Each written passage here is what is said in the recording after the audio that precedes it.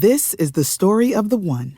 As head of maintenance at a concert hall, he knows the show must always go on. That's why he works behind the scenes, ensuring every light is working, the HVAC is humming, and his facility shines. With Grainger's supplies and solutions for every challenge he faces, plus 24/7 customer support, his venue never misses a beat.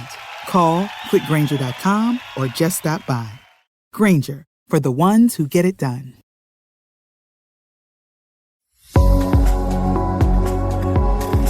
The Tea Biz podcast delivers tea news that you need to know. A recap of the week's major headlines with commentary and cultural trends hosted by Dan Bolton. It is the voice of origin for tea professionals and enthusiasts worldwide. Tea nourishes and inspires. It is an ancient plant-based medicine that simultaneously heals and energizes the body as it soothes the mind. Making fine tea is a blend of artistry and craftsmanship. The $200 billion tea trade is fundamentally local, yet exerts global influence, employing millions to enhance the well-being of all.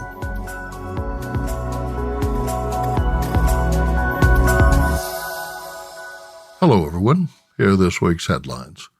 International Tea Day is Tuesday, May 21st. Yogi tea recalls an herbal blend with high levels of pesticide residue.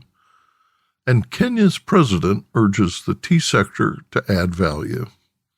Plus, the ins and outs of organic refrigerated tea. According to Mintel International, refrigerated ready-to-drink teas are leading the growth in the ready-to-drink category. U.S. sales are approaching $1.5 billion of the $4.2 billion worth of bottled tea that is sold in multi-outlets. Interestingly, it's not just the younger generation driving this growth. Older tea drinkers and millennials are also contributing, while Gen Zs prefer hot herbal infusions and sweeter profiles, including flavored green teas in ready-to-drink format. Founder and CEO of beverage brand Uncle Matt's Organic, joins Tea Biz to discuss why his brand is betting on refrigerated, Southern-style black teas. His sweet tea features a blend of organic agave and stevia. He says most traditional sweet teas contain 30 to 40 grams of sugar, using a mix of cane sugar and artificial sweeteners. His third tea is a sweetened half and half, made with organic lemonade. McLean's proprietary blend of black teas are freshly brewed and being packaged at his Texas bottling facility for a July 1st national rollout. More in a minute, but first, this important message. What makes a perfect cup of Ceylon tea? The perfect cup is from the tea businesses that ensure the protection of all the children living within their tea estates. We salute Kailani Valley, Talawakili, Bogowanthalawa, Harana, and Elliptia tea estates. Support Save the Children, Sri Lanka. The United Nations will celebrate International Tea Day on Tuesday, May 21st, with a live webcast from Rome. This year's theme is Honoring Women Around the World, from Crop to Cup. Hours are 9 a.m. to 11 a.m. CEST, that's Rome, 3 a.m. to 5 a.m. EST, New York, and 3 p.m. to 5 p.m. BJT, Beijing.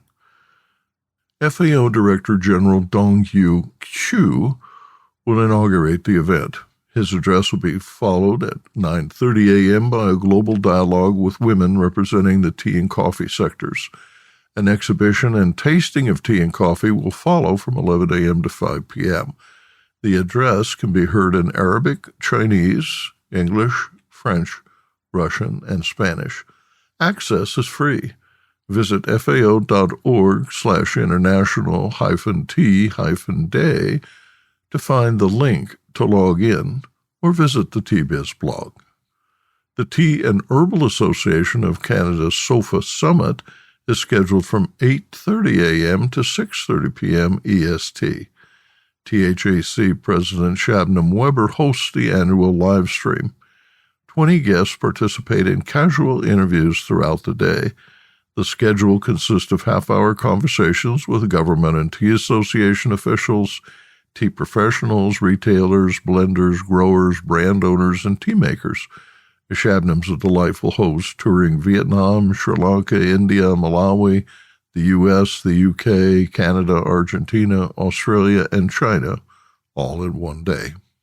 Finally, next week, the Purple and Specialty Tea Association of Kenya, PSTAC, will hold its inaugural conference in the Nandi Hills on May 22nd and 23rd. The event, endorsed by the Kenya Tea Board, spotlights Africa's untapped potential in orthodox tea production.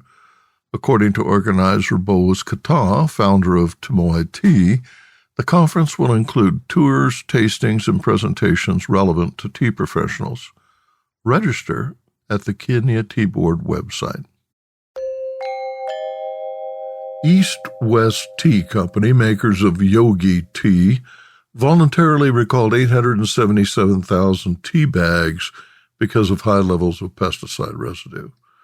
The Yogi non-GMO, caffeine-free, organic Yogi Echinacea Immune Support Herbal Supplement tea bags are distributed in the U.S. and Canada. There are no reports of illness associated with the product. The recall was initiated on March 12th when Yogi notified the U.S. Food and Drug Administration. No press release was issued. On April 19th, Yogi notified retailers and wholesalers to withdraw individual tea bags, packs containing 16 tea bags, and boxes of 4 packs. The company identified 35 lots in its disclosure. It is unclear how many of the 54,846 packs were sold to consumers. Individual packs on Amazon.com sell for $13.24 Canadian dollars in Canada, or $8.28 in the U.S. The notification was classified as a Class 3 event, indicating that consumers who drink the tea are not likely to experience adverse health consequences. The reason cited was, quote, pesticide residues detected above action levels, end quote. The amounts and maximum residue levels, MRLs, were not disclosed. MRLs are legal and enforceable limits for individual chemicals and combination of chemicals used to protect plants from insects, weeds, and diseases. An investigation is ongoing. If you have purchased the product, either discard it or return it to the place of purchase for a possible refund. East West provides this phone number, 1-800-964-4832, for additional information, and has a customer service link on its website. Kenyan President William Ruto urged key policymakers and Kenya Tea Development Agency factory chairmen and directors to step up efforts to brand tea, boost farmer income, and increase the country's visibility in the global market. Kenya currently exports about 90% of its tea in bulk at prices that average $1.50 to $2 per kilo. Adding value will fetch the best price for farmers, he said. Ruto said he is dissatisfied with the progress made since last year when he told KTDA factory operators they must export at least 60% processed and branded tea in 3 to 5 years. Quote, last year we did away with taxes on packaging materials for tea. We therefore have to expand common user facilities and add value to our tea, end quote, Ruto said, adding, quote, we are the largest tea producer in the world, yet we don't have a Kenyan tea brand, and therefore our product gets lower prices than those of countries that produce less than we do, end quote. He said KTDA factories must establish common user facilities. We cannot continue exporting our tea in sacks, he said. KTDA and the Tea Board of Kenya must work together to brand our tea. He also announced that KTDA's 69 factories could no longer charge farmers a 2.5% management fee and directed that it be reduced to 1.5%. President Ruto encouraged KTDA to hold free and fair elections, emphasizing that the government has no preferred candidate. A third of KTDA's directors are elected annually. The 60 directors from Moronga's 10 KTDA factories are running for re-election in June. Those attending the May 14th meeting at the State House in Nairobi included Senate Majority Leader Aaron Cheruiyot from Carico and Senator Camu Marango from Cariaga, as well as several members of Parliament.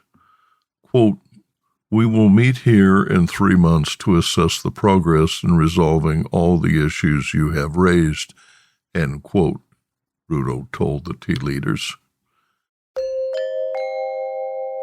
And now, a word from our sponsor. Hello, I'm Bogdan, a passionate tea drinker and the inventor of the ultimate tea machine, the BrewMaker 1. Preparation is key to making fine tea. Sequential steepings deliver the best taste possible and unlock the true value of whole leaf teas and botanicals. Brew automates that process without using any pots or capsules. This simple-to-operate, smartphone-controlled device stores steeping profiles to consistently make great tea at the push of a button. Brew also reduces time, waste, and energy. That's because I engineered the brew to remember control settings for temperature, brewing time, and quantity. Using my patented process lets you stack steep simply and conveniently.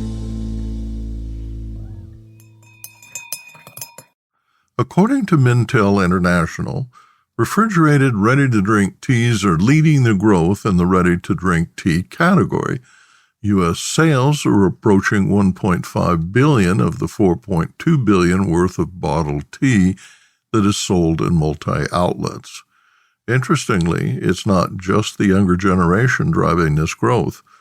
Older tea drinkers and millennials are also contributing, while Gen Zs prefer hot herbal infusions and sweeter profiles, including flavored green teas in the ready-to-drink format.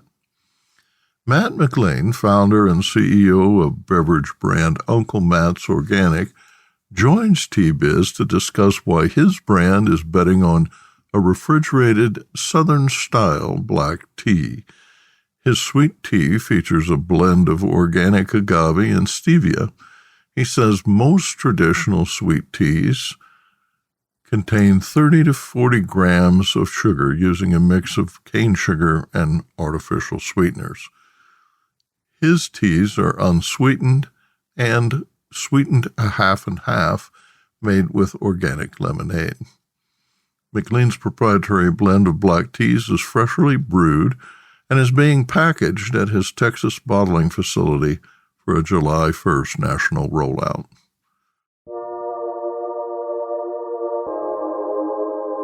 Uncle Matt's is a pioneer in the organic beverage category, noted for its Florida orange juice, lemonades, tropical blends, and organic energy shots. It is the largest U.S. certified organic orange juice company, with over 15 million bottles annually sold at 15,000 outlets. The brand launched in 1999 and became a certified B Corp in 2022. Matt McLean is a third-generation Florida citrus grower with orchards from the late 1800s. In the 1980s, a devastating freeze destroyed 600 acres of his orange groves, and more recently, the industry experienced setbacks from pests and disease. Oranges are now outsourced mainly from Brazil and Mexico. In 2017, Dean Foods, a dairy conglomerate, bought the company, enabling McLean's parents to retire. 2 years later, Dean Foods was bankrupt, and in 2020, McLean, his father, his wife, and his brother repurchased the company. Welcome to the podcast. It's great to see you. Yeah, great seeing you. It's been a while. Why create a refrigerated RTD tea? Yeah, I mean, for us, it was a natural progression. We had, oh gosh, it was probably 6 years ago at least. We did a matcha green tea lemonade. So being a juice guy, there were normal iterations around half and half, right? And I grew up in the South, so I drink tea all the time. I drink black tea every day for lunch, it seems like. I love green tea as well. I drink that in the morning along with a little bit of OJ. So I've been around tea and been a fan of tea and a consumer of tea for forever. So it was kind of a natural progression for us as I've watched the refrigerated tea set from, Gold Peak to Pure Leaf to now Milo's, and how well that has grown, and thought, hey, there may be an opportunity at some point in our lifetime to introduce some refrigerated organic teas. And then we started getting customers asking if we could do an organic version. And I thought, okay, good timing. We're bottling ourselves down in Texas.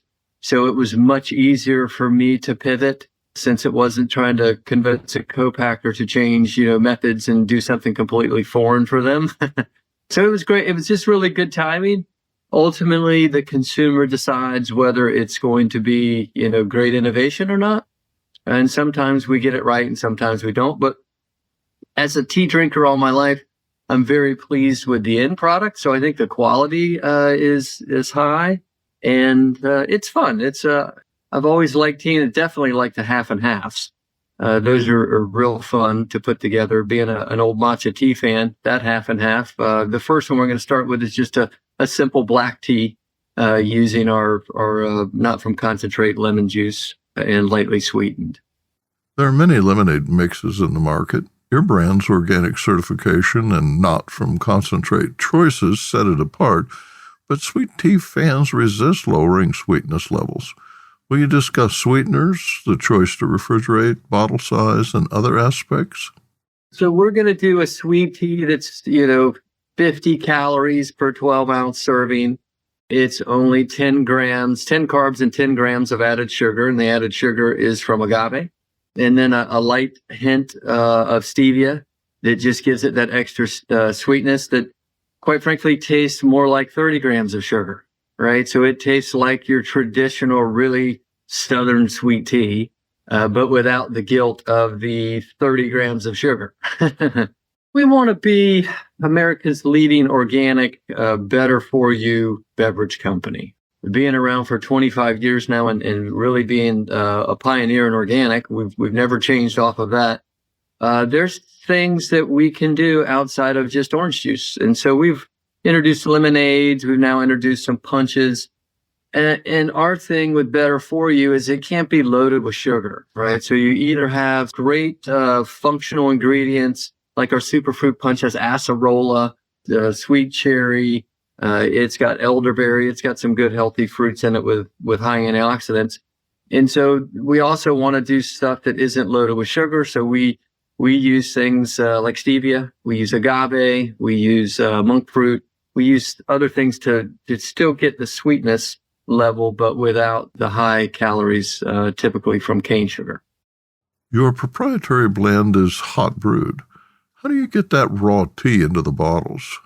It's pretty interesting. So we have a juice plant, right? So we've been bottling juice, and a lot of the same stuff you can use. You just have to modify it, right? You introduce tea into your tanks. You have to make sure you can filter out the tea leaves correctly. You have to make sure you can clean the tank so you don't have any of those tea flavor left behind, or juice, vice versa, right? So you have to, your sanitation steps are key. The background from our plant manager really was helpful in this, to be able to do it as fast as we're going to be able to pivot and do it within a 6-month window from start to finish. And what are your sizes? So we're going to put it in our same 52-ounce clear PET bottle, so you can see the beautiful color of that black tea. And when you talk about distribution, how will you roll it out? Yeah, so it's going to roll out national. You'll see it roll out. Sprouts will be the first to get it, which is fun. They're a great customer of ours. And then it'll soon be followed after that by Whole Foods will take it nationwide. Fresh Market's going to take it nationwide. And we've got a good amount of other regional chains that are looking hard, and will also put it in as well sometime in the fall. Have you looked at retailers like the Texas-based HTO drive-through guys? Yeah, it's kind of funny. Those are, now that we're bottling out in Texas, Right. the little town that our manufacturing plant is, there's an HTO that just popped up. I'm like, well, this is maybe a sign. Maybe I am doing the right thing, moving up into tea. There's not just a juice drive-through, but there definitely is a tea drive-through. So that's pretty cool. I mean, they've got their own concepts with jet sprays and things like that in there. If we have success in the mainstream conventional grocers, I'm sure we'll try and do just like with our orange juice. We'll try and put it in every nook and cranny. We'll also get it in a single serve, ready to drink. So our 12-ounce OJ and lemonades, I'm sure we'll have 12-ounce teas if it goes well to offer for the grab-and-go sets. Let's talk about sourcing, and specifically the USDA's new Strengthening Organic Enforcement, or SOE, rules, and how they affect the supply chain. The regulations stem from widespread corruption and manipulation overseas of grain shipments that were falsely certified as organic. Anything that is fraud prevention in organic is a good thing.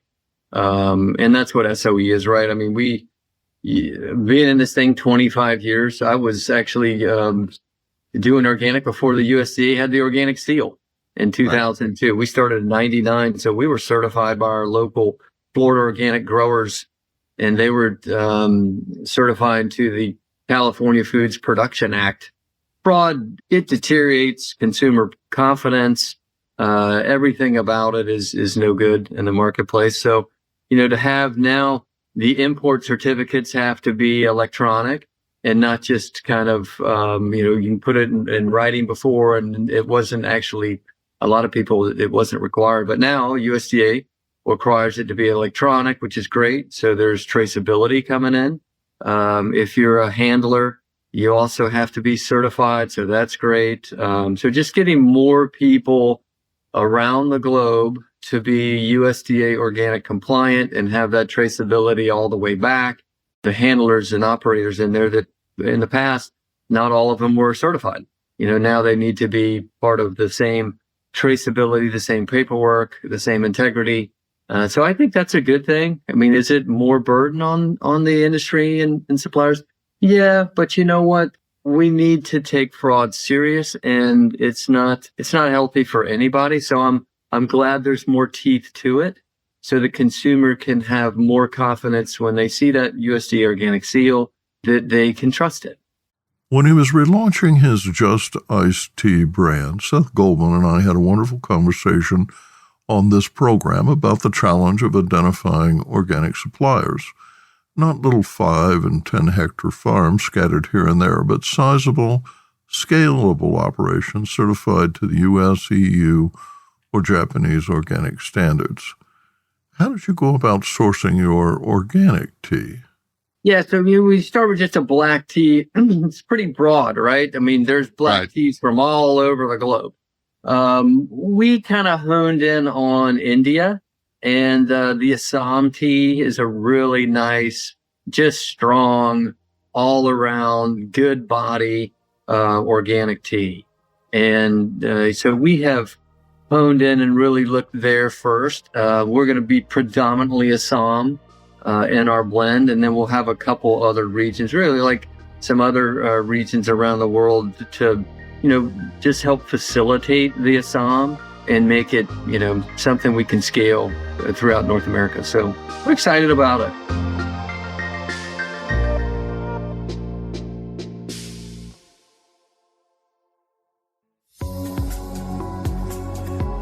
Intrigued by what you heard in today's podcast? Would you like to learn more from our global network of Tea Biz journalists and tea experts? Remember to visit the Tea Biz website for more comprehensive coverage. That's www.tea-biz.com.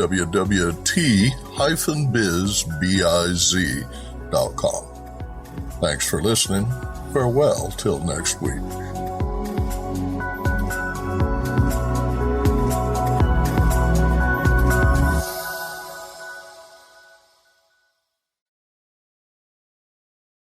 Produced by Audavita Studios. Connect your voice to the world.